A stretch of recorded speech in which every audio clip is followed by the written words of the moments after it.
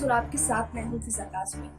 पश्चिम बंगाल में विधानसभा के चुनाव के आखिरी चरण में सभी पार्टियों ने अब अपनी रैलियों को रद्द कर दिया है, लेकिन इसकी शुरुआत की कांग्रेस के पूर्व अध्यक्ष राहुल गांधी ने। जी हाँ, राहुल गांधी ने आज से 3 दिन पहले सामने आकर अपनी पश्चिम बंगाल की सभी जनसभाओं को, सभी रैलियों को रद्द कर दिया। इसके अगले ही दिन पश्चिम बंगाल की मुख्यमंत्री ममता बनर्जी सामने आई और उन्होंने भी पश्चिम बंगाल में अपनी सभी रैलियों को स्वास्थ्य मुसीबत के कारण टाल दिया। इसके बाद बीजेपी ने भी काफी ज्यादा सोच विचार किया और प्रधानमंत्री नरेंद्र मोदी की सभी रैलियों को बंगाल में टाल दिया है और करीब 500 लोगों को ही इजाजत दी है कि छोटी छोटी जनसभाएं करके ही पश्चिम बंगाल में बीजेपी अपनी बूथ को आगे बढ़ाएगी। लेकिन ऐसे में सवाल उठता है कि जब भारत यानी हमारे भारत में इस मुसीबत के समय में लोग जहां तिल तिल मर रहे हैं, काफी ज्यादा लोगों को परेशानियों का सामना करना पड़ रहा है, ऐसे में बीजेपी ने यानी कि जो राष्ट्र की सबसे बड़ी पार्टी बनती है और बनकर सामने आई है, वो आखिर इतनी देर से उसने यह कदम क्यों उठाया, क्यों इतनी देर से इस अपनी बंगाल की सभी रैलियों को प्रधानमंत्री ने रद्द किया। इसके लिए राहुल गांधी काफी ज्यादा मायने रखते हैं। उनकी सोच, उनके विचार सामने आकर उन्होंने जनता से जो अपील की है, उसकी सभी नेताओं को समय रहते अपना फैसला लेना चाहिए था, ताकि बंगाल में सभी रैलियों को रद्द करके एक मैसेज दिया जा सके कि स्वास्थ्य मुसीबत के कारण और स्वास्थ्य मुसीबत के दिनों में जनता के हितों से पहले चुनाव नहीं हो सकते हैं। ये निर्णय बीजेपी ने नहीं लिया और अपने बूथ कैंपेन को चालू रखा और प्रधानमंत्री की रैलियों को भी नहीं टालने की कोई घोषणा की। लेकिन अब जब राहुल गांधी ने अपने बयान में आकर अपने सामने आकर जनता के सामने कहा कि वो अब कोई भी रैली पश्चिम बंगाल में नहीं करेंगे, तो बीजेपी ने पीछे से देखते हुए ये सब एक प्लान बनाया कि अब बीजेपी भी कोई भी रैली पश्चिम बंगाल में नहीं करने वाली है। ऐसे तमाम तरह के कयास पहले भी लगाए जा रहे थे कि प्रधानमंत्री नरेंद्र मोदी खुद सामने आकर अपनी सभी रैलियों को रद्द कर देंगे, लेकिन ऐसा नहीं हुआ। ममता बनर्जी के बाद कहीं जाकर बीजेपी की ओर से यह ऐलान किया गया, जेपी नड्डा ने सामने आकर ये ऐलान किया कि अब बीजेपी बंगाल में कोई रैली नहीं करेगी, क्योंकि बंगाल में स्थितियां अब सामने आ रही है। संकट जो और राज्यों में है वो बंगाल में भी बना हुआ है, इसलिए बीजेपी ने अपनी सभी रैलियों को यहाँ आकर टाल दिया है। लेकिन इसके पीछे की रणनीति क्या है? क्या राहुल गांधी के पीछे चलकर ही सही नरेंद्र मोदी ने ये फैसला लिया, बीजेपी ने कदम उठाया? क्या है ये पूरा प्लान, इस रिपोर्ट में देखिए। कोविड के बुरी तरह फैलने का असर राजनीतिक दलों पर पड़ने लग गया है। कोविड को लेकर राजनीतिक विरोध तो बढ़ा ही है। बेकाबू कोरोना वायरस और बेहाल परेशान लोगों का जगह जगह फूट रहा गुस्सा राजनीतिक दलों के नेताओं के कानों में भी लगता है गूंजने लगा है। राहुल गांधी पश्चिम बंगाल में अपनी आगे की रैलियां रद्द कर भले ही राजनीतिक विरोधियों के निशाने पर आ गए हों, लेकिन बीजेपी पर उसका काफी तेज असर हुआ लगता दिखाई दे रहा है। दरअसल राहुल गांधी ने पश्चिम बंगाल में आगे की अपनी सारी रैलियों को रद्द करते हुए दूसरे राजनीतिक दलों से भी ऐसा करने की अपील की है। अगर अब तृणमूल कांग्रेस नेता ममता बनर्जी भी राहुल गांधी की तरह अपनी चुनावी रैलियां कैंसिल कर देती हैं और बीजेपी भी फौरन ही दबाव में आ जाती है, लेकिन ऐसा वो शायद ही कर पाए, क्योंकि ये तो किसी की कॉपी करने जैसी यानी तौहीन समझी जाएगी। लेकिन फिर भी ममता बनर्जी इस रास्ते पर चली और बीजेपी को भी राहुल गांधी का रास्ता ही अपनाना पड़ा। बहरहाल राहुल गांधी की पहल का बीजेपी पर काफी तेज असर हुआ है। बीजेपी अध्यक्ष जेपी नड्डा ने एक नया अभियान शुरू कर दिया है, अपना बूथ कोरोना मुक्त। बीजेपी की ये मुहिम पूरे देश के लिए है, न कि सिर्फ पश्चिम बंगाल के लिए। लेकिन फायदा तो उतना ही पश्चिम बंगाल को भी होगा। कांग्रेस को अपने नेता की इस पहल का पश्चिम बंगाल चुनाव में फायदा मिले ना मिले, लेकिन राष्ट्रीय स्तर पर राहुल गांधी चाहे तो नए सिरे से अपनी छवि निखारने में इसका इस्तेमाल तो कर ही सकते हैं।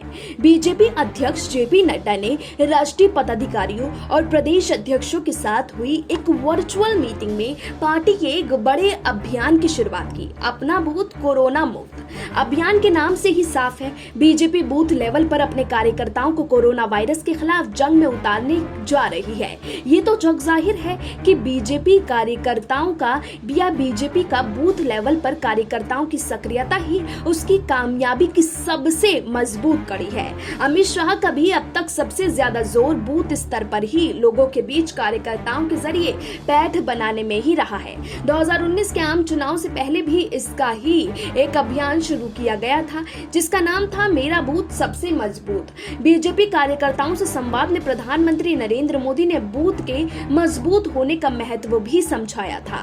प्रधानमंत्री नरेंद्र मोदी ने कार्यकर्ताओं से कहा था कि उनका पूरा जोर बूथ जीतने पर होना चाहिए और अगर बूथ जीत लिए तो फिर चुनाव, उपचुनाव या अपनेपन की जीत ही होगी। हालांकि बीजेपी ये समझने की कोशिश कर रही है कि कोरोना मुक्त बूथ अभियान चुनाव से जुड़ा ना होकर पार्टी के ही पुराने कार्यक्रम का नया रूप है। 2021 के और 2020 में कोरोना वायरस के चलते देश में लागू किए गए संपूर्ण लॉकडाउन के दौरान प्रधानमंत्री नरेंद्र मोदी ने बीजेपी कार्यकर्ताओं को दिहाड़ी मजदूरों और ऐसा ही गरीब लोगों की मदद करने की अपील की थी।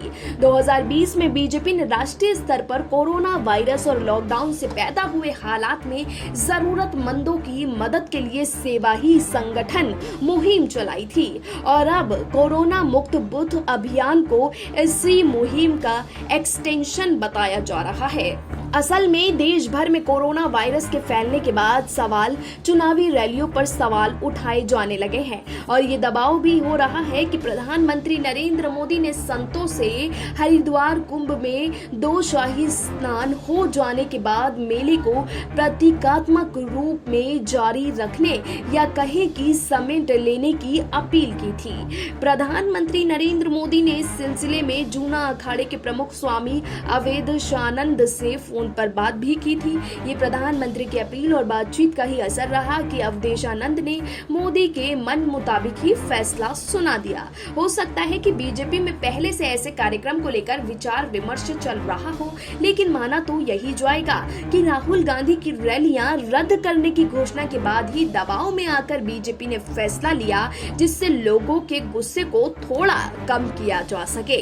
हालांकि कुंभ को लेकर अपनी अपील के बावजूद प्रधानमंत्री नरेंद्र मोदी ऐसी आलोचनाओं से नहीं बच सके कि चुनावी रैलियों में जुट रही भीड़ के दुष्परिणामों की किसी को भी परवाह नहीं है, बल्कि सुबह कुंभ को लेकर अपील के बाद जैसे ही दोपहर में प्रधानमंत्री नरेंद्र मोदी रैली करने पश्चिम बंगाल पहुंचे, लोगों की भीड़ देखकर अपनी खुशी उन्होंने मंच से जाहिर कर ही दी। प्रधानमंत्री मोदी की रैली के समानांतर केंद्रीय गृह मंत्री अमित शाह का रोड शो और रैलियों का कार्यक्रम भी चल ही रहा था और दोनों ही नेताओं के निशाने पर मुख्यमंत्री ममता बनर्जी ही रही। ऐसा भी नहीं है कि राहुल की चुनावी रैलियां रद्द कर देने पर चौतरफा जय जयकार होनी शुरू हो जाएगी। राहुल गांधी के राजनीतिक विरोधी बड़े आराम से कह सकते हैं कि जब कांग्रेस हार ही रही थी तो राहुल गांधी रैलियां रद्द कर भी दें तो इसका क्या ही फायदा होगा। वैसे भी चुनाव कर प्रचार कर रहे थे। 3 चरणों के चुनाव बीत जाने के बाद भी चौथे चरण में ब्रेक लेने के बाद ही वो 5वें चरण के चुनाव प्रचार के अभियान और आखिरी दिन पश्चिम बंगाल पहुंचे और 2 रैलियां कर डाली। राहुल गांधी के विरोधियों के लिए ये कहना भी आसान ही होता है कि वो तो बीच में ही चुनाव प्रचार छोड़कर विदेश दौरे पर छुट्टी मनाने चले जाते हैं। ऐसे ही वो झारखंड विधानसभा के चुनाव के वक्त भी कर चुके हैं। उनके चले जाने के बाद प्रियंका गांधी वाड्रा ने खूंटी में कांग्रेस की रैली का नेतृत्व किया था। बहालियों की कौन कहे, कांग्रेस के जीते इस नेता भी तो कह सकते हैं कि बिहार में ही राहुल गांधी की चुनावी रैलियां करने के बाद भी कांग्रेस को क्या ही हासिल हो गया। लेकिन कोरोना वायरस के प्रकोप के चलते पश्चिम बंगाल में चुनावी रैलियां रद्द करने पर भी राहुल गांधी का मजाक उड़ाने का पूरा स्कोप है और ऐसी छिटपुट बातें बीजेपी नेताओं की तरफ से शुरू हो भी गई है। होना तो यही चाहिए था कि राहुल गांधी जैसे पहल तृणमूल कांग्रेस नेता ममता बनर्जी शुरू करती। ममता बनर्जी चुनाव आयोग से बाकी बचे चरणों के लिए मतदान एक साथ कराने की मांग कर रही थी, लेकिन चुनाव आयोग ने उस मांग को ठुकरा दिया। ममता बनर्जी अगर राहुल गांधी से पहले ही अपनी चुनावी रैलियां रद्द करने की घोषणा कर दी होती तो उसका अलग असर होता और चुनाव आयोग के खिलाफ भी ममता बनर्जी की तरफ से गांधीगिरी जैसा संदेश जाता। फिर भी ऐसा नहीं हुआ है। ममता बनर्जी अब से कोई ऐसा कदम नहीं उठा पाएंगी। अब भी ममता बनर्जी के पास मौका है जब वो राहुल गांधी और सीपीएम की तरह अपनी आगे की सभी चुनावी रैलियों को रद्द कर दे। और हुआ भी कुछ ऐसा ही। राहुल गांधी के रास्ते पर चलते हुए ही ममता बनर्जी ने अपनी सारी चुनावी रैलियों को रद्द कर दिया। सीपीएम ने इससे पहले घोषणा की थी कि वो बड़ी चुनावी रैलियां नहीं करने जा रहे हैं, बल्कि सोशल मीडिया का सहारा लेंगे और घर घर जाकर लोगों से वोट मांगेंगे।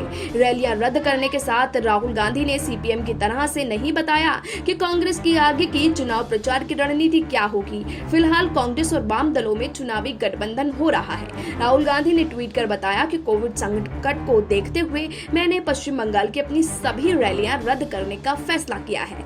मैं सभी राजनीतिक नेताओं को सलाह दूंगा कि मौजूदा हालात में बड़ी सार्वजनिक रैलियां करने से पहले उसके नतीजों पर गहराई से विचार मंथन कर ले। ममता बनर्जी तो नहीं, लेकिन राहुल गांधी से पहले तृणमूल सरकार में मंत्री और भागलपुर सीट से टीएमसी उम्मीदवार शोभनदेव चट्टोपाध्याय ने बड़ी चुनावी रैलियों का ऐलान शुरू कर दिया था।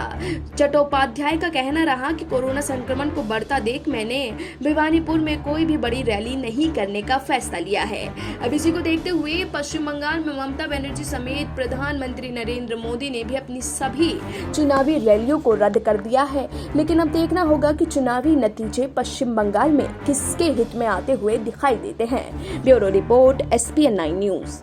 अब ऐसे में तमाम तरह के कयास लगाए जा रहे हैं कि राहुल गांधी के पीछे ही सही, लेकिन बीजेपी ने अपने बूथ को मजबूत करने के लिए और पश्चिम बंगाल समेत तमाम राज्यों में की जनता को एक मैसेज देने के लिए ये कदम उठाया है कि बीजेपी यानी और पश्चिम बंगाल में नरेंद्र मोदी अब कोई भी बड़ी जनसभा या रैली को नहीं करेंगे। लेकिन क्या बीजेपी का ये फैसला सही समय पर आया? ये तो फिलहाल चुनावी नतीजे ही आने वाले समय में बता पाएंगे। अभी के लिए हमें दीजिए इजाजत। अभी के लिए देश और दुनिया की तमाम बाकी खबरों के लिए आप जुड़े रहिए SPN न्यूज के साथ।